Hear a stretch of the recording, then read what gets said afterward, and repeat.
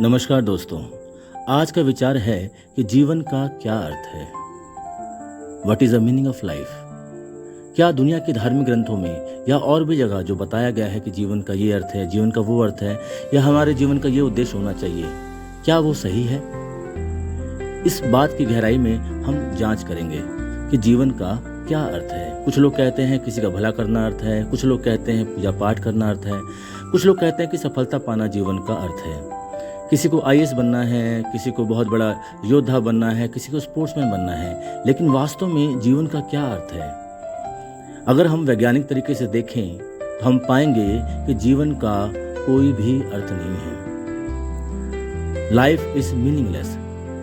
जीवन जो है अर्थहीन है। इसका अर्थ हम खुद खोजते हैं और हमारे अर्थ को इस यूनिवर्स से कोई लेना देना नहीं है। एग्जाम्पल के लिए, जैसे कि अगर आप देखें कि आपकी रुचियां, आपके उद्देश्य भी आपके उद्देश्य नहीं है, आपके अर्थ नहीं है। जैसे कि पंजाब का व्यक्ति सोचता है कि उसे कनाडा में सेटल होना है, या फिर उसे किसान बनना है या फौजी बनना है।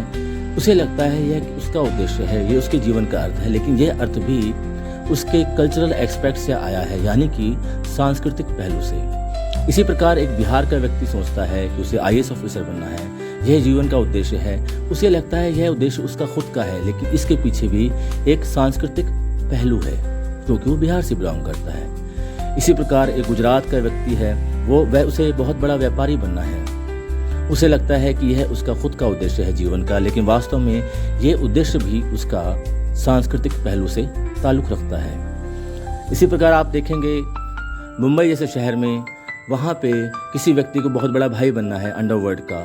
उसे भी लगता है कि ये जीवन का उद्देश्य है। बेशक ये उद्देश्य नेगेटिव है, लेकिन उसे लगता है कि उद्देश्य है, लेकिन ये उद्देश्य भी उसके कल्चरल एस्पेक्ट से ताल्लुक़ रखता है। इसी प्रकार हरियाणा का व्यक्ति जो है वह स्पोर्ट्समैन बनना चाहता है, बहुत बड़ा किसान बनना चाहता है, देश के लिए मेडल लाना चाहता है। ये उद्देश्य भी उसका जीवन का खुद का उद्देश्य नहीं है। तो वास्तव में जब आप कुछ भी जीवन में अचीव करना चाहते हैं और अगर वो पूरा ना हो, तो आपको ज़रा भी परेशान होने की या डिप्रेशन में जाने की आवश्यकता नहीं है, क्योंकि वह उद्देश्य आपका भी नहीं था, उसका एक सांस्कृतिक पहलू है।